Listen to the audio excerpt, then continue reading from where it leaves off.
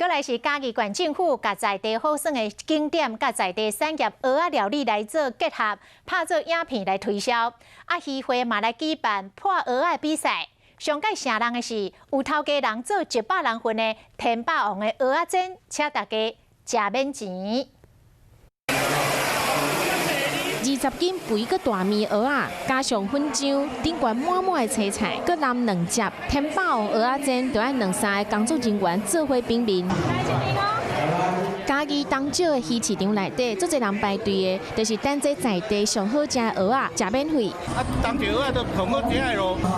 加油！嘉义区的渔会而家举办爬蚵仔比赛，大人囡仔拢真拼死，比速度、比技巧，有300人参加。蚵仔对我们嘉义县是很重要的一个产业。